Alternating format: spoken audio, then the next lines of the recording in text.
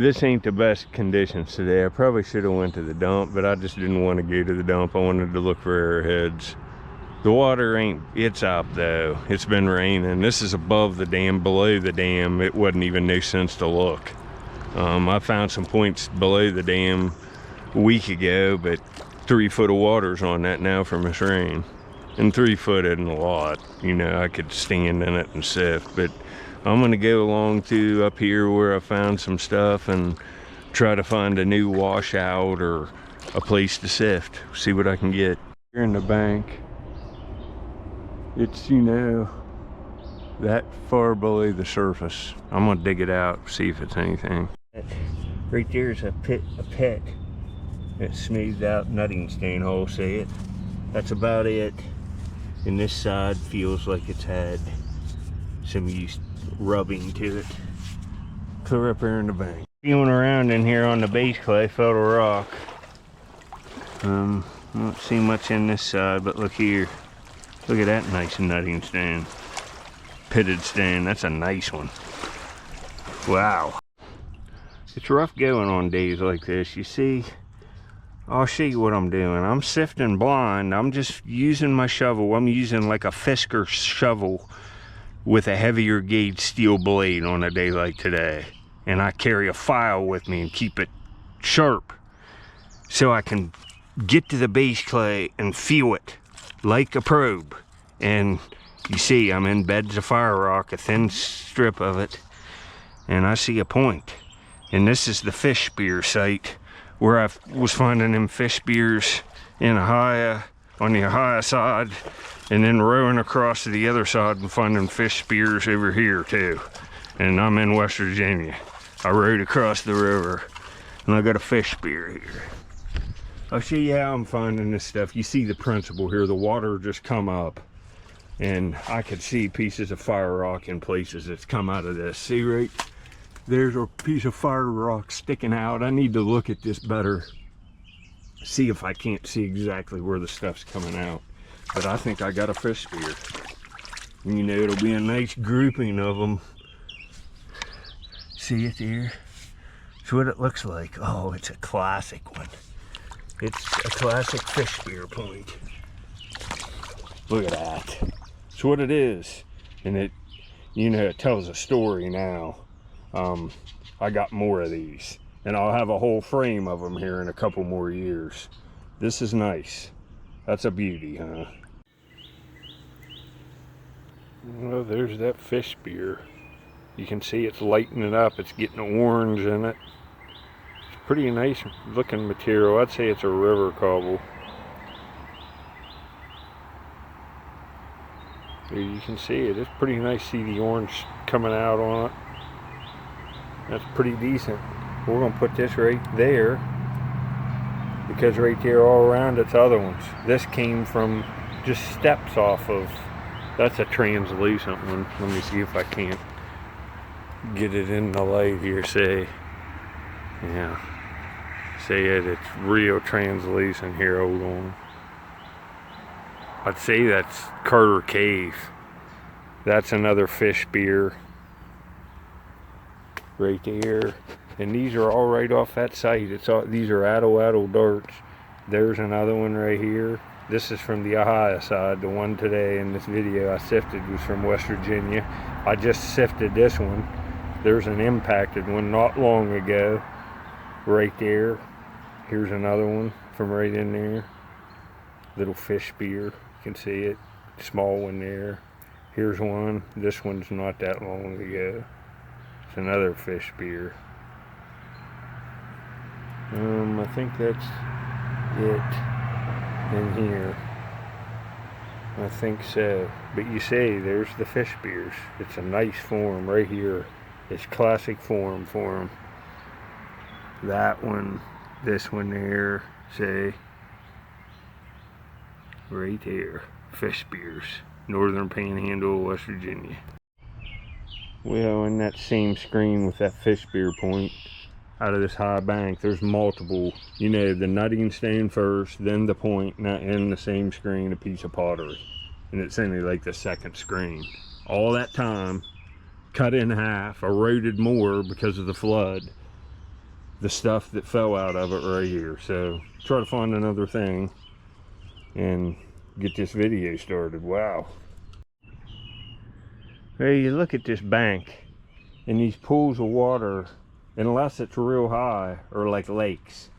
So basically the only erosion you're getting is when the water really goes up and down, and from boat waves and wind waves, or more weather, wind blowing in here with rain. Now you see there's rocks sticking out of that wall. Right there's a piece of fired rock, and there's rock in that. Not a lot, but this is silt layers. See, there's anything that's carried in, like that rock. See how there's no rocks around it? That was carried in by ancient man's hands. And what we get into here, where's that stuff laying? You can't see any of it down here. You gotta use this, and it might be clear out in here, and that's what we're getting into here. I'm using this shovel, see this, like this, to feel for the rock out of that bank. And when I feel it, I put it in my sifter. And I'm finding flint, and I'm gonna find some stuff here. This is a good spot. Look at the bank. It's 13, 14 foot straight up and down, cut in half, with multiple layers of occupation over time. It's a good spot, huh? Look all through here. There's not a lot laying here, but there's enough. Down farther, where I hope to find a Flint Ridge bird point. Here I'm on the bird point site now. You can see the bank here, not quite as high, but high enough. It's cut off. No, there's fired rock. And see what I'm doing? This is like a Fisker shovel brand, Fiskers, I think. And it's got a heavier gauge blade on it, see? And I'm scooping it right, I've sharpened it with a file so it slices the base clay. And I go real easy, and usually I don't use my arms. I use my body weight and just lean forward on the shovel so it don't wear you out. See, leaning forward, scraping it across the base clay. And see that? All that red fired rock. There could be points. Well, there is points laying right here around me. It's just if I can get them, which will be in the next video. This is just kind of what I'm doing. You get to see the Fishspear types. We'll keep coming back, and I'll try to find more. There'll be nice ones. I have one at home made of translucent material that I would have showed you. But look at this. This feels awesome. I'm gonna find another point here for the next video, so there'll be more coming. Well, I had to get this. I think I found the smallest piece, see, of rubbed hematite I've ever found. It's right there. See, there's the Flint Ridge from the bird points like I've been finding. And only on these bird point sites. Look at this. Here it is. That's faceted. Right there. This is almost as small as that. Well, I think it is smaller than that pointed one, but it's definitely hematite. It's definitely exhausted. It came right off the base clay like the other pieces, and that is just insane to find little tools that small. That'll fit on a penny with room to spare. Unbelievable. Well, these only come off these bird point sites with the tiny Flint Ridge bird points, and I just found one of the bird points, and I just did a video on these tiny pieces of hematite. I've found 2 of them already in the past, I don't know, 30 days on bird point sites. And look, here's the 3rd one. The facet's right there. It's rubbed right in half. I don't know what they were doing with these, but I think there's thousands of them laying on the base clay on them bird point sites. That's pretty interesting. And this will fit on a penny. I'll show you next how small it is. And right there's the facet. It definitely is. There's 2 facets there. That's crazy, folks. Well, those little tiny bird points and the little associated hematite artifacts are truly micro. Look at that. Unbelievable, huh?